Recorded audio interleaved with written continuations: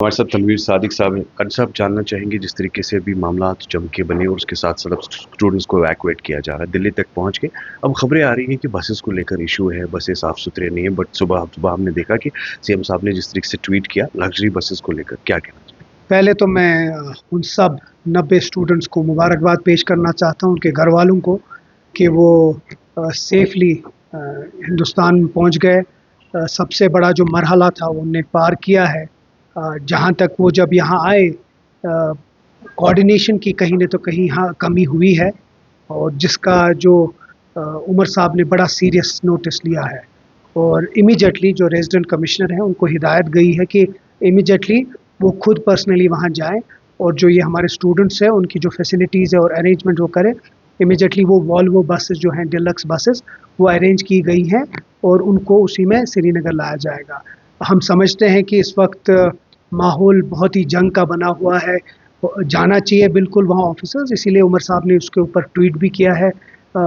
कोशिश करेंगे कि आगे का जो भी उनका सफ़र हो वो अच्छे से वो घर पहुँचे, और जो बाकी स्टूडेंट्स ईरान से आए उनके लिए भी अरेंजमेंट जो हो वो अच्छी तरह से। वो कब तक अरेंजमेंट्स होंगे और कब तक उन्हें भी इवैक्यूएट किया जाएगा, लाया जाएगा? देखिए, कुछ चीज़ें अभी सिक्योरिटी सिचुएशन की तरफ से नहीं बेहतर होगा नहीं बोले, लेकिन सबसे इम्पोर्टेंट है कि पहले जो उनका जो सबसे पहला जो उमर अब्दुल्ला साहब ने जो एमईए के साथ बात की थी, या जयशंकर साहब के साथ, तो सबसे इम्पोर्टेंट पार्ट था उनको एक सेफ़र लोकेशन पे लिया जाए। सेफ़र लोकेशन के बाद उनके पास 2 ऑप्शंस थे, या तो आर्मेनिया था या तुर्कमेनिस्तान था। उनको बॉर्डर पार करके फिर यहाँ लाना, फिर यहाँ से फिर अपने घरों में पहुँचाना। कोशिश चल रही है, एक शुरुआत हो गई है, पूरी कोशिश कर रहे हैं। अभी भी मुझे कुछ फ़ोन आए कि एक जो लेडी हैं, उनके जो बच्चे हैं, वो 7 महीने का बच्चा है, उसके पास वीज़ा नहीं है। तो बहुत सारे इश्यूज़ आ रहे हैं, जो वहाँ का जो इंडियन एम्बेसी है, कोशिश तो कर रहे हैं हम पूरी तरीके से कि उनको यहाँ लाएँ। आज जंग का माहौल है, और हम खुदा न खास्ता ये नहीं चाहते कि कोई इवेंचुअलिटी हो। इसीलिए पहले हमारा जो मेन फ़ोकस है कि वो बॉर्डर के पार करें, उसके बाद बॉर्डर के पार करके हिंदुस्तान आए। यहाँ से फिर जितने उनकी अरेंजमेंट्स होंगी वो इंशाल्लाह अच्छे से होंगी। मुहर्रम के हवाले से बात करना चाहेंगे, आपने कल खुद जायज़ा लिया, तो किस तरीके के इंतज़ामात और एग्जीक्यूशन क्या है ग्राउंड? देखिए, सबसे बड़ी बात है कि उमर अब्दुल्ला साहब ने खुद कल एक हाई लेवल मीटिंग ली, जिसमें ब्यूरोक्रेसी, पूरी कैबिनेट पहली बार मुहर्रम की मीटिंग के लिए बैठी। और उससे पहले सकीना जी जो हमारे एजुकेशन और हेल्थ मिनिस्टर हैं, और जो सतीश जी हैं सीएपीडी और ट्रांसपोर्ट मिनिस्टर हैं, पूरे जो मेन जो जुलूस होते हैं अज़ादारों के, उधर गए, चाहे वो जेडीबल गए, इंटरनल मीर बहरी डल गए, हसनाबाद गए। मकसद ये था कि जो अज़ादार हैं, जो मोनर्स हैं, उनको अच्छी तरह से अच्छे माहौल में करें।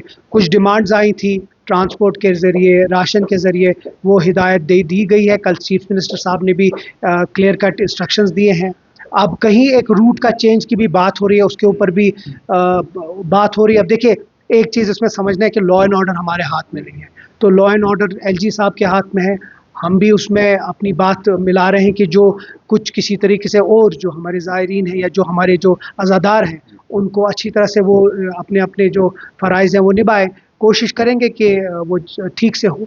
बाकी ओवरऑल जो डिविज़नल कमिश्नर ने अपना एक खाका पेश किया है, अगर उस पे तक सारा कुछ हो जाए तो मुझे लगता है एक अच्छे माहौल में मुहर्रम हो जाएगा। सर, आपने मीटिंग की बात की है, कल जिस तरीके से एक इम्पॉर्टेंट मीटिंग हुई है, उसमें हमने देखा कि एक रिपोर्ट भी जो है सबमिट की गई है लॉ डिपार्टमेंट को। मैं जानना चाहूँगा, कुछ पॉइंट्स आप डिस्कस करना चाहेंगे, क्या कुछ एग्जीक्यूशन? देखिए, 2 चीज़, एक तो मैं कैबिनेट का हिस्सा नहीं हूँ, और अगर मुझे पता भी नहीं होगी, अच्छा ये होगा कि मैं उसके ऊपर ज़्यादा बात ना करूँ। लेकिन आपको ये ज़रूर बताऊँगा कि ये जो मेस क्रिएट किया गया है, ये हमारा किया गया नहीं है, ये जो इससे पहले हुकूमत थी उसने किया गया। हम कोशिश कर रहे हैं कि जिसका जो हक है उसको हक पूरा पहुँचे, लेकिन वो हक लीगली भी बड़ा स्ट्रॉन्ग हो। इसीलिए जब कल कैबिनेट बैठी है, आगे लीगल उसमें कहीं कोई उंगली ना उठे या कोई रुकावट ना आए, उसके लिए ये एक नॉर्मल कोर्स है, लीगल उसमें लेनी पड़ती है ओपिनियन। लीगल ओपिनियन के बाद वापस आ जाएगी।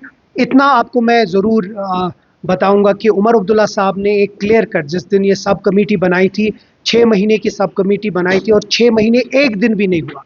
6 महीने के 6 महीने में पास हुआ, और पहली कैबिनेट में उसको डिस्कशन हुआ। और आपकी वसादत से उन सब स्टूडेंट्स को जो बोलना चाहता हूँ, और जो सब लोग हैं जो इसमें परेशान हैं, कि आपका जो हक है वो हम खाने नहीं देंगे, ना उमर अब्दुल्ला साहब वो करने देंगे।